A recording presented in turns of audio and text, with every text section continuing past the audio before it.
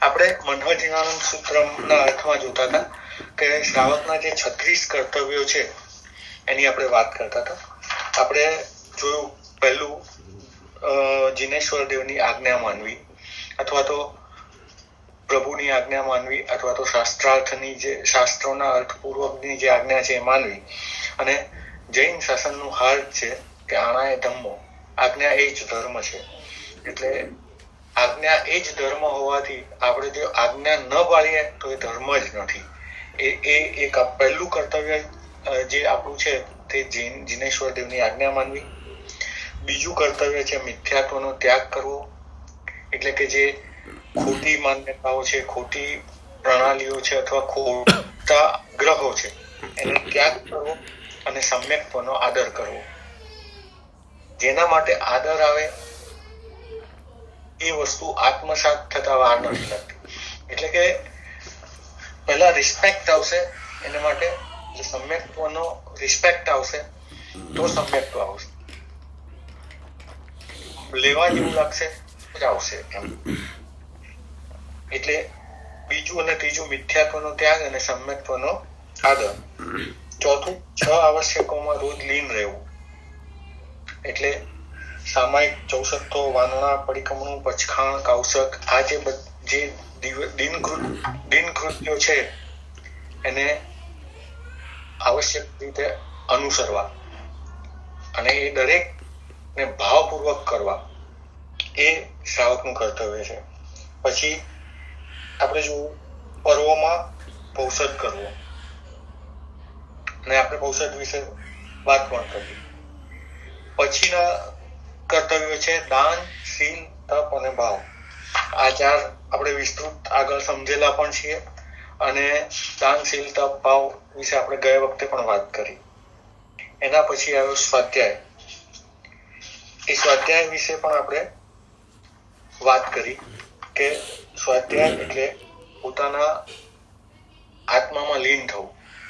પોતે જે ભણ્યા છે અથવા પોતે જે શીખ્યા છે, પોતે જે આચરે છે એનો સતત અહેસાસ કરવો, સતત એને વાગોળવું, એ સ્વાધ્યાય છે.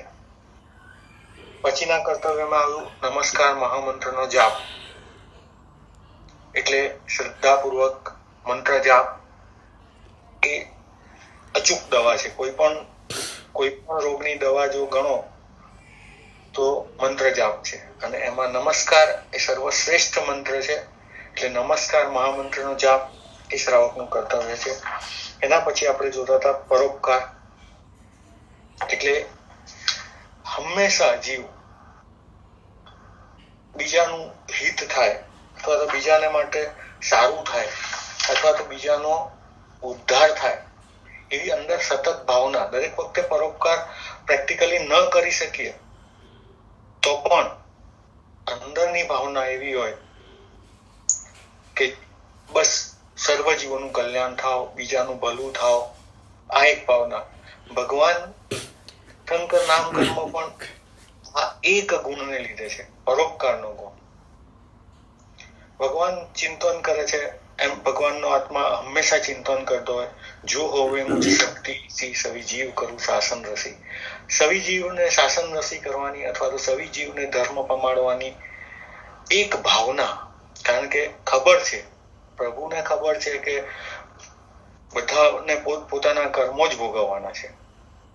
કોઈ કોઈના કર્મોમાં આડે આવવાનું નથી. કોઈની લાંચ રૂશ્વત ચાલવાની નથી, કોઈની લાગવગ ચાલવાની નથી, કોઈની ચિઠ્ઠી ચાલવાની નથી, કોઈનું ભલામણ ચાલવાની નથી. પણ મારી ભાવના એવી છે કે જો હોવે મુझ શક્તિ સી, જો મારી તાકાત હોય, મારા બળમાં હોય તો બધા જ નું કલ્યાણ કરું, શાસન રસી કરું. શાસન રસી એટલે ધર્મ પ્રિય કરું અને દરેક જીવોનું કલ્યાણ થાવ, દરેક જીવો મોક્ષે જાઓ, એવી અદ્ભુત ભાવના.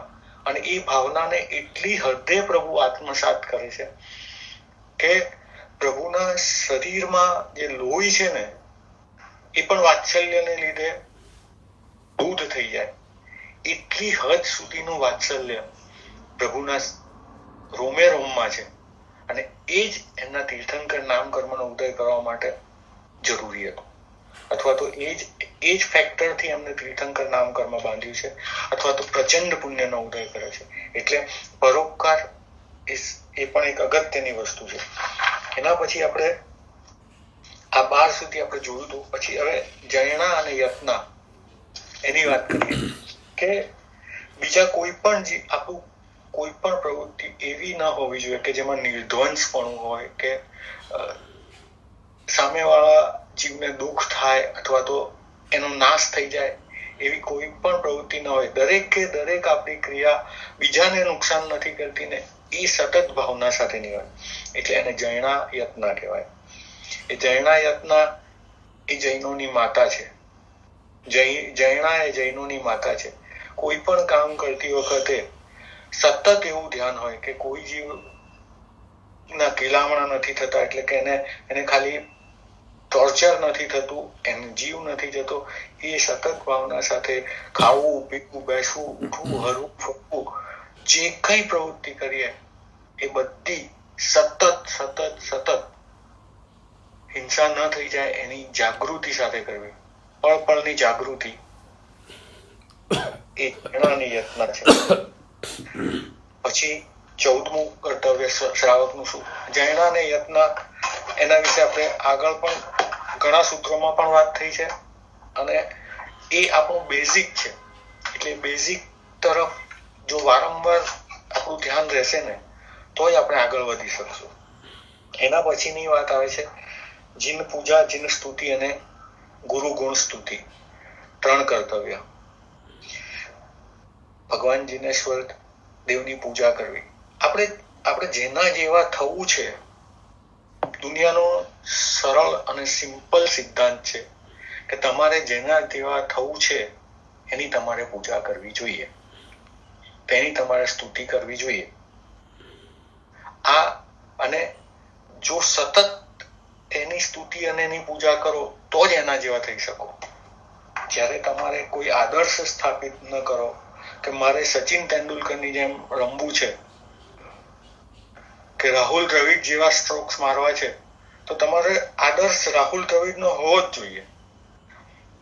પછી એ દરેક વખતે તમારે દરેક સ્ટ્રોક મારતી વખતે દ્રવિડ કેવી રીતે રમતો હતો ને અને મગજમાં લાવશો તો જ તમારો એ સ્ટ્રોક ઇમ્પ્રુવ થશે, તો જ તમારી એમાં કાબિલિયત આવશે. એવી રીતે જ્યારે આપણે જીનેશ્વર દેવ જેવા થવું છે, મારે અરિહંત થવું છે,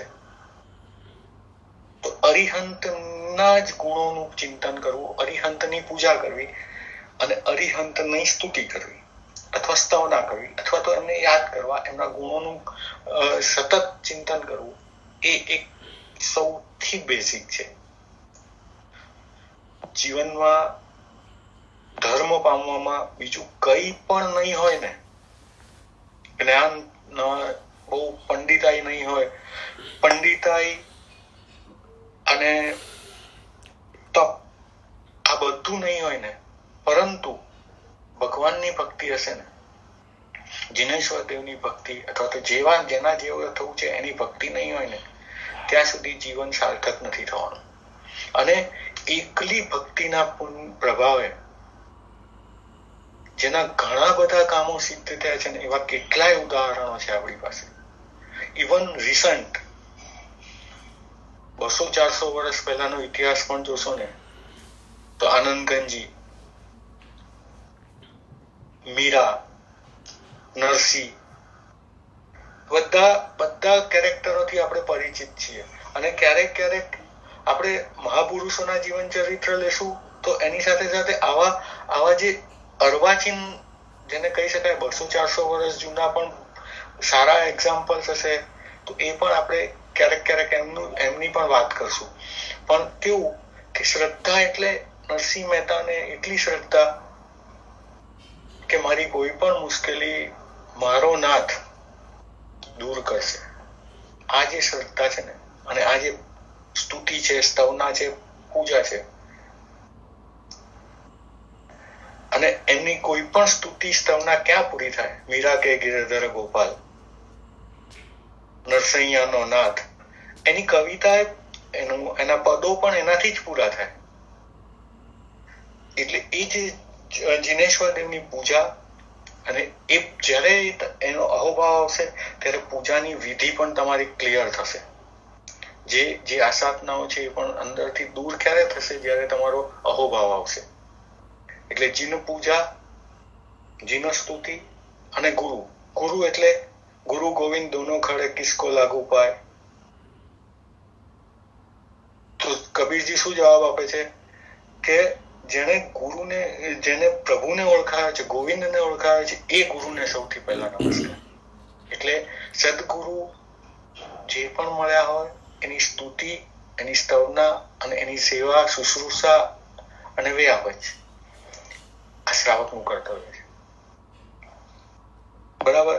એટલે શ્રાવકે ગુરુ અને દેવ એની પૂજા અને સ્તવના કરવી. એના પછીનું કર્તવ્ય છે સાધર્મિક વાત્સલ્ય. સાધર્મિક કોને કહેવાય? જે ધર્મ આપણને તારનારો છે એ ધર્મ જેને મળ્યો છે એ તમામ મારા સાધર્મિકો છે. અથવા એ ધર્મને જેને અંતરથી પોતાનો માન્યો છે એ તમામ મારા સાધર્મિકો છે. હવે સાધર્મિક એટલે કેવી રીતે મળે છે આપણને? તો કે દુર્લભમાં દુર્લભ એવું મનુષ્ય હોવ, એનાથી પણ દુર્લભ સદગુરુ, સદધર્મ અને સદવિચાર, આ બધું કેટલા પુણ્યના ઉદય મળે ત્યારે કરોડોમાંથી 100, 200, 500 માણસોને આ વસ્તુ પ્રાપ્ત થાય. હવે એ વસ્તુ મને પણ પ્રાપ્ત થઈ છે, એવી બીજા લોકોને પ્રાપ્ત થઈ છે. એ જે કરોડે 100, 200, 500 માણસ છે કે જેને મારા જેવા જ આદર્શો સાથે અંદર આવ્યા છે આમાં, એ મારા સાધર્મિક છે. એટલે એ સાધર્મિક દરેક જણના પોતાના પુણ્ય હોય, દરેક જણના પોતાના પાપના ઉદય હોય. એટલે એ સાધર્મિકો થયા, પરંતુ સુખ દુઃખ તો એમના પુણ્યથી આવવાના છે. એટલે ક્યારેક મારો પુણ્યનો ઉદય હોય, મારી પાસે ઘણી સંપત્તિ હોય અથવા તો મારી પાસે ઘણી અનુકૂળતા હોય, અને બીજો એક મારો જ સાધર્મિક એવો હોય કે જેને પાપનો ઉદય હોય, એને જે બેઝિક્સ છે એની પણ તકલીફ હોય. એ સાધર્મિકોની મારે ભક્તિ કરવી જોઈએ અથવા તો એને મદદરૂપ થવું જોઈએ. અને જે મારા જેવા જ પુણ્યશાળી છે એ સાધર્મિકો માટે મારા મનમાં અહોભાવ હોવો જોઈએ, ઈર્ષ્યા ન હોવી જોઈએ. હું કરોડપતિ છું, એ કરોડપતિ છે, તો એમાં શું સાધર્મિક ભક્તિ કરવાની? પણ અવસર મળ્યો તો એની પણ શુશ્રૂષા, સેવા, ભક્તિ, આદર કરવો એ સાધર્મિક ભક્તિ છે. હવે સાધર્મિક ભક્તિને પણ આપણે એક બહુ લિમિટેડ એમાં કે સાધર્મિક એટલે આપણે એમ બોલીએ કે સાધર્મિક ભક્તિ એટલે એક મગજમાં એવો જ વિચાર આવે કે જેની તકલીફ છે એવા આપણા ધર્મના જેને તકલીફ છે એને મદદ કરવી અને સાધર્મિક. ના, એ એકલી સાધર્મિક ભક્તિ એ નથી. સાધર્મિક એટલે નયનભાઈ સમજો મારે ત્યાં આયા, સરખે સરખા છે બધી રીતે, તો પણ મારે એમનો આદર કરવો, એમની શુશ્રૂષા કરવી, એમને સગવડ કરવી, એ મારી ફરજ છે. એ પણ સાધર્મિક ભક્તિ છે. એટલે સાધર્મિક ભક્તિ બહુ વાઇડ રેન્જમાં છે, પણ બહુ મર્યાદિત લોકો વચ્ચે છે. પરોપકાર જગતના સર્વ જીવો માટે છે. એ ઝીણામાં ઝીણો જીવ હોય કે મોટામાં મોટો જીવ હોય, સુખી હોય, દુઃખી હોય, જૈન હોય, અજૈન હોય, મનુષ્ય હોય કે પશુ હોય, એ બધા જીવોને તારવાની ભાવના એ પરોપકાર છે. જ્યારે જે આપણે કહેવાય ને IAS માં બેચ 1984, એટલે 84 ના બેચમાં જે થયા ને એ બધા એમના ક્લાસમેટ કહેવાય. એ ભલે પછી એક રાંચીથી થયો હોય ને એક દિલ્હીથી થયો, પણ 84 બેચ એટલે 84 ના બેચમાં જે પાસ થયા એ બધા IAS એટલે એમના બેચમેટ્સ કહેવાય.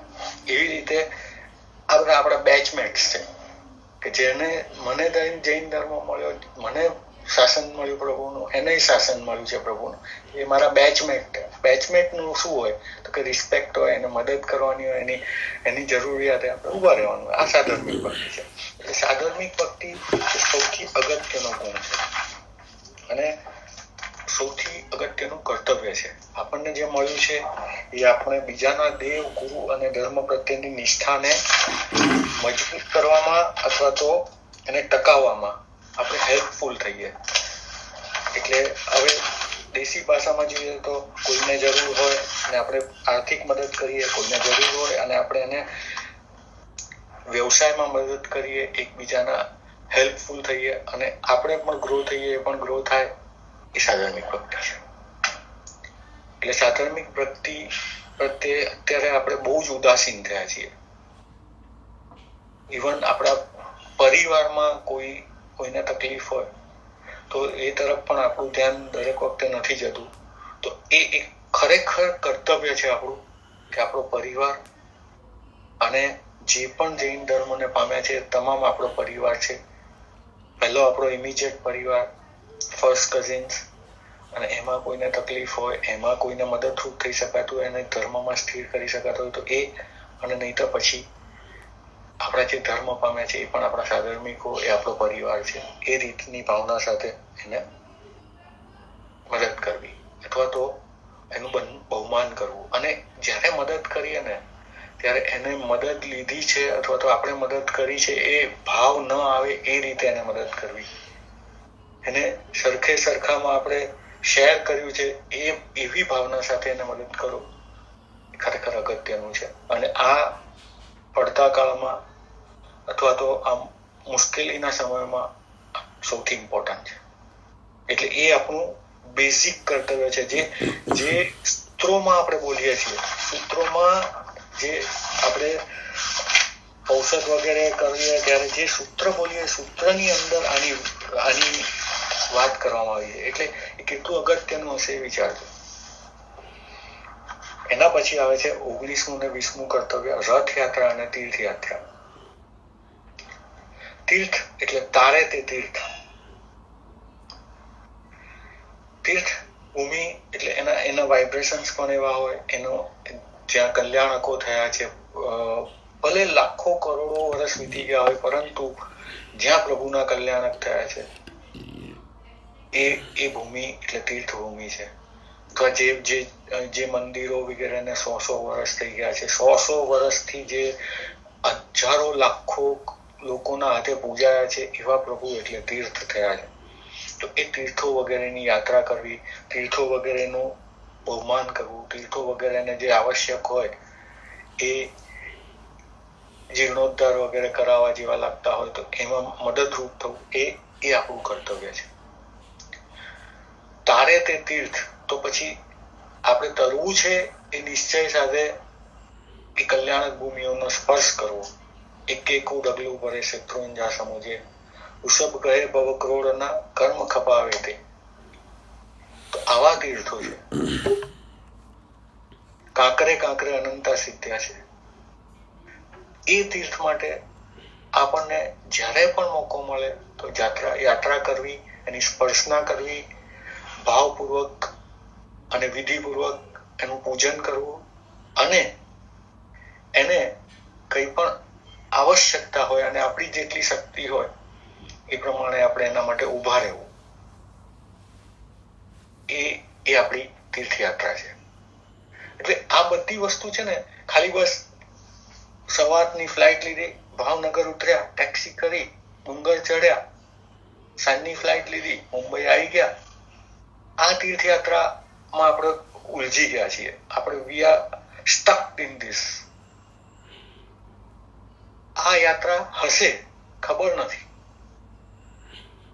પણ આ યાત્રા એવી છે કે જ્યાં ઘરેથી નીકળો ને અંદર શત્રુંજય રમતો હોય, શંખેશ્વર રમતું હોય, અને ઘરે પાછા આવો ક્યારેક એમ હોય કે અરે મારે 2 દિવસ રોકાયો હોત તો વધારે મજા આવત, 2 યાત્રા વધારે કરી હોત, 2 વાર પૂજા વધારે કરી હોત તો ખૂબ મજા. આ જે ભાવ સાથેની યાત્રા છે એને તીર્થયાત્રા કહેવાય. એટલે કે તીર્થયાત્રા પહેલા ચાલતા સંઘો વગેરે જે છે, છરીપાલિત સંઘો, એ કેમ છે તો કે જ્યારે તમારે એ તીર્થની સ્પર્શના કરવી છે ને, 20 દિવસ સુધી તમે એને અંદર અંદર ઘૂંટો છો. તમે અમદાવાદથી નીકળ્યા અને પાલિતાણાનો શરીપાલિત સંઘ છે ને 14 દિવસ લાગે છે સમજો, તો એ 14 દિવસ સુધી શત્રુંજય રમે છે. ત્યાં પહોંચવું છે, એને માટેનો શ્રમ કરવો છે, એને માટે તપ કરવું છે, અને પછી એને દૂરથી જોઈને જે આનંદ થાય એ તીર્થયાત્રા. એને સ્પર્શના કરતા જ અંદરથી અહોભાવ જાગે, રૂવાડા ખડા થઈ જાય, એ તીર્થયાત્રા છે. એટલે આવા તીર્થોની યાત્રા વિચાર કરવી એ આપણો ખરેખર કર્તવ્ય છે. અને રથયાત્રા વગેરે કે જે મહાવીર જન્મ કલ્યાણક આવ્યું તો આપણે નાનો વરઘોડો કરીએ અને બીજા લોકોને એમાં પ્રભાવના કરીએ અથવા બીજાઓને દર્શન થાય, એ બધા આપણા કર્તવ્યો છે. પછી 21, 22, 23 ઉપસમ વિવેક અને સંવર. ઉપસમ વિવેક સંવર ભાષા સમીક્ષા જીવ કરુણા. એટલે આ સૂત્રમાં એ રીતે ઉપસમ વિવેક અને સંવર, જેને આપણે વિગતવાર ઘણી વાર સમજ્યા છીએ. ઉપસમ એટલે કસાયોનો ને શાંત કરવા, એ આપણું બેઝિક કર્તવ્ય છે કે આપણા કસાયો એટલે આપણું થર્મોમીટર. આપણે એવરી યર આપણે ધંધો કરીએ છીએ સમજો, આખું વર્ષ ધંધો કર્યો પછી શું કરીએ? છેલ્લે બેલેન્સ શીટ કાઢીએ. શું કમાયા, નફો શું થયો? ટર્નઓવર ઇમ્પોર્ટન્ટ નથી, પણ નફો શું થયો?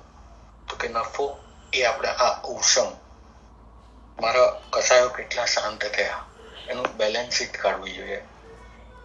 વારે તહેવારે કંઈક તપ આદિ કર્યા હોય એના પછી આપણે જે બેલેન્સ શીટ કાઢીએ ને એ ઉપસમ.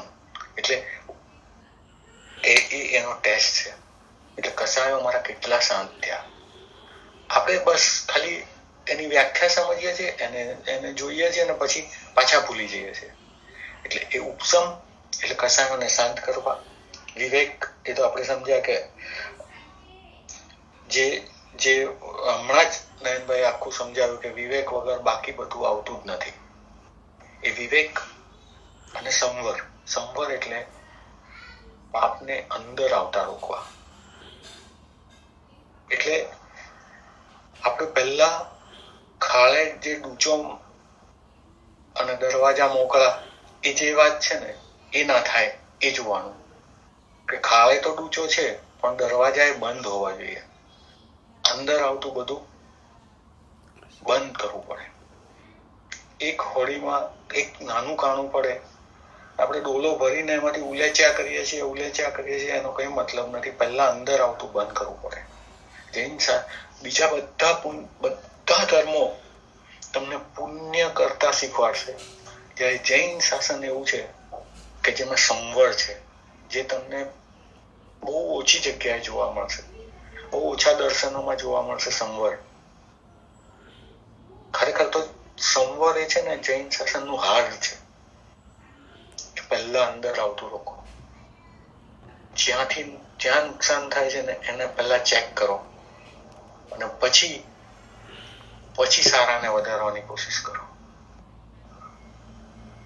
કારણ કે એક તપેલી ભરીને દૂધ છે ને એમાં એક ટીપો લીંબુનો રસ પડી જાય તો આખા દૂધને ખતમ કરી નાખે. બધું પુણ્ય ભેગું કર્યું હશે, બધું કર્યું હશે, પણ એક લીંબુનું ટીપું. સૌથી પહેલું ધ્યાન દૂધને શેનું રાખવાનું? તો કે ખટાશનો સ્પર્શ ન થઈ જાય,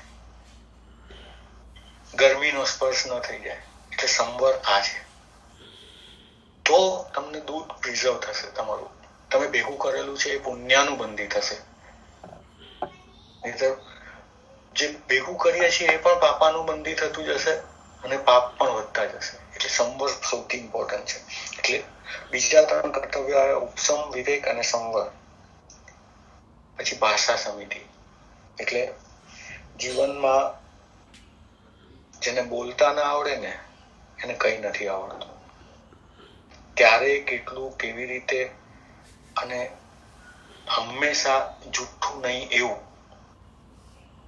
ભળતું સળતું નહીં એવું બોલવું એ ભાષા સમિતિ છે.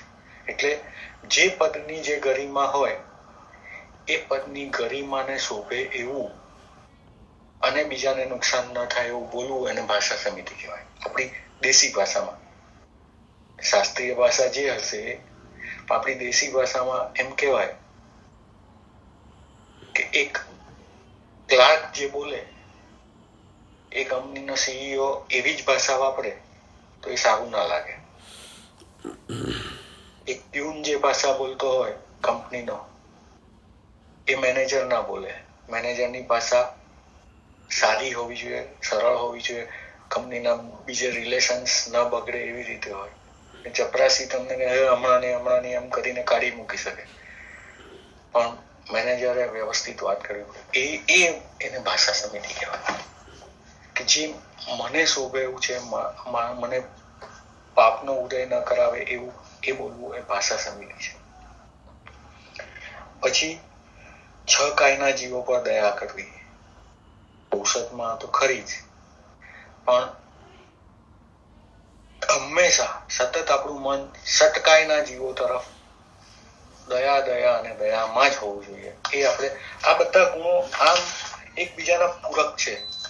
એવું નથી કે બસ આ કર્યું તો હવે આ અલગ છે, એવું નથી. બધું એકબીજા સાથે સંકળાયેલું છે. એક આવશે તો બીજું આવશે, વિનય આવશે તો વિવેક આવશે, વિવેક આવશે તો જ્ઞાન આવશે, જ્ઞાન આવશે તો સમજ આવશે, સમજ આવશે તો પાછું પાપોથી અટકશું. એટલે આખી આ પરંપરા છે. એટલે એ સાયકલમાં ઘૂસવાનું છે. એના પછી આવે છે ધર્મીજ અને સંસર્ગ. Man known by the company he keeps. એટલે આપણું સંસર્ગ, બેસવું ઉઠવું એ સજ્જનો સાથે હોવું જોઈએ. ગમે તેટલો સજ્જન માણસ હોય ને, પણ એ દારૂડિયાઓ સાથે બેસતો હોય અથવા તો જુગારીયાઓ સાથે બેસતો હોય તો એ એમ જ સમજશે લોકો કે આ એવો જ છે. એટલે સંસર્ગ કોનો કરવો? તો કે ધર્મીજનોનો સંસર્ગ કરવો, અથવા તો સારા માણસોનો સંસર્ગ કરવો, ગુણીજનોનો સંસર્ગ કરવો એ આપણું કર્તવ્ય છે. એટલે સારી બેઠક, સારી ઉઠક રાખવું એ આપણું કર્તવ્ય છે. અને એ આપણે સારી રીતે સમજીએ છીએ. એટલે તો આપણે ઘણી કંપનીઓ એવોઇડ કરી અને ઘણા સાથે બેસવાનું એવોઇડ કરતા હોઈએ. એટલે એ ધર્મીજનનો સંસર્ગ એ 26મું કર્તવ્ય થયું. 27મું કર્તવ્ય છે ઇન્દ્રિયો પર કાબુ રાખવો.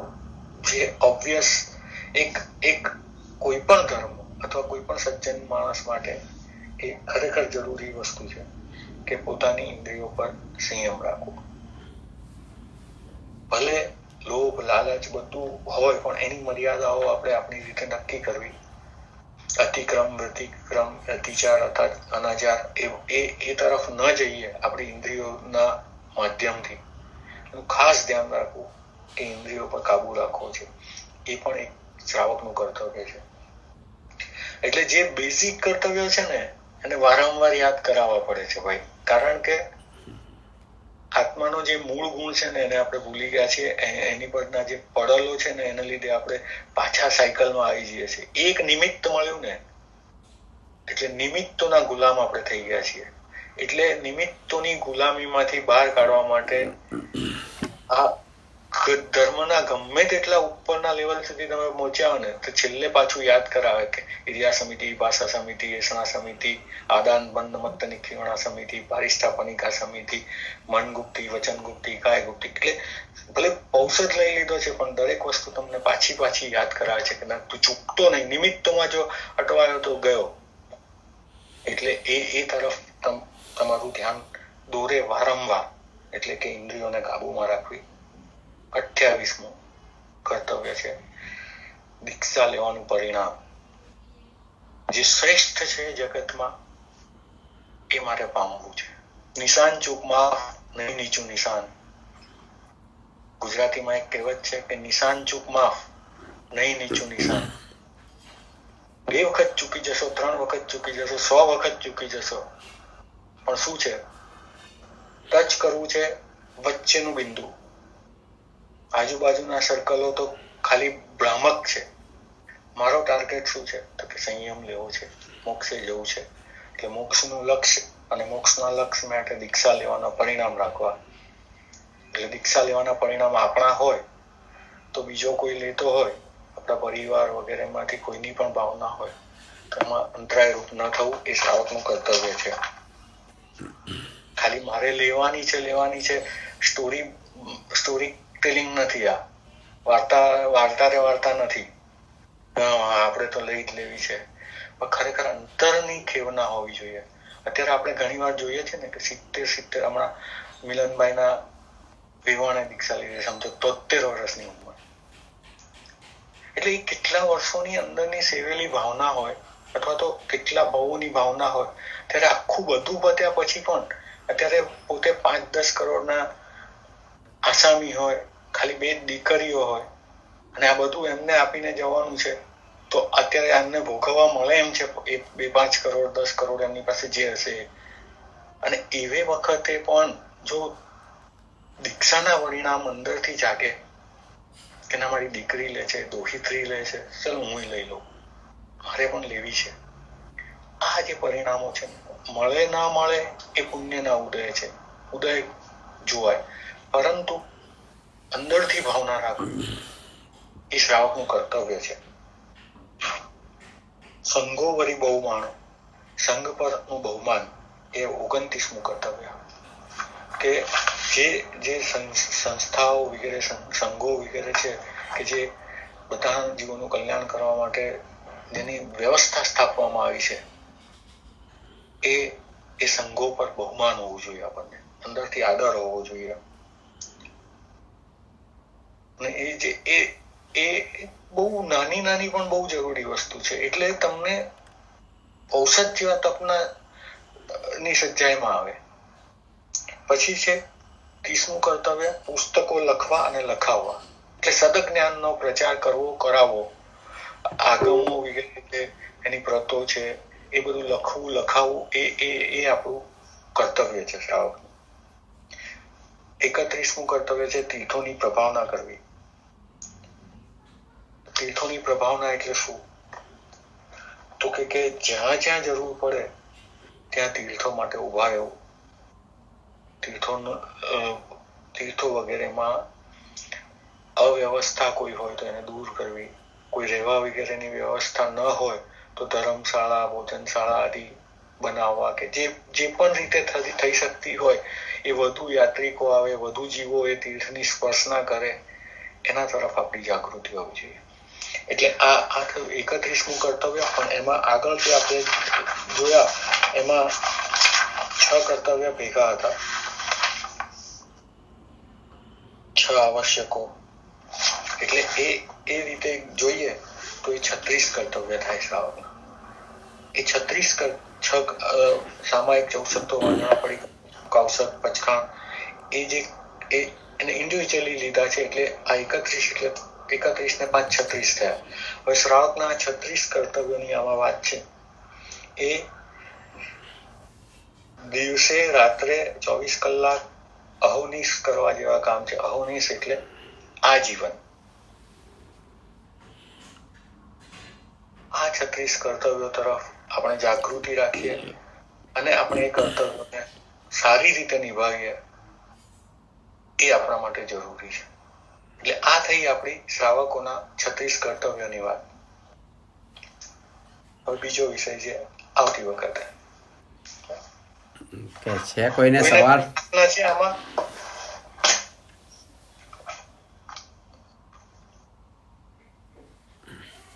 કર્તવ્ય એટલા ક્લિયર આપ્યા છે ને કે પ્રશ્ન જ ના થાય. એમ રવિભાઈ?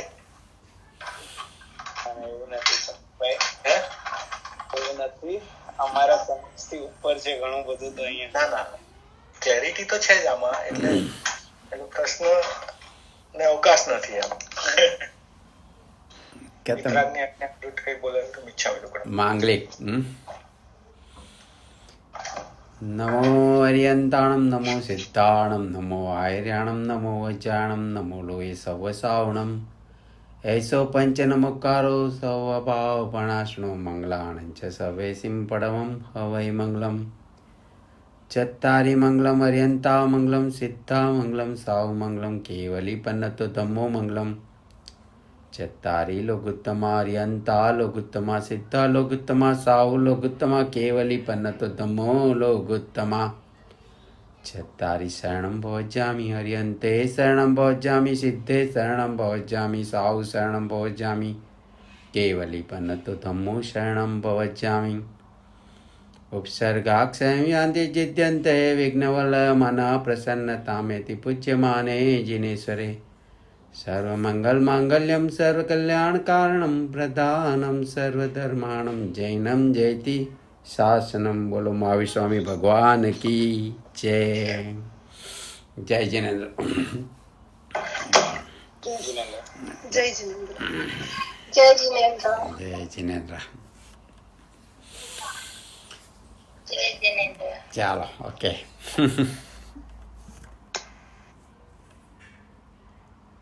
જય જીનેન્દ્ર. जय जिनेन्द्र।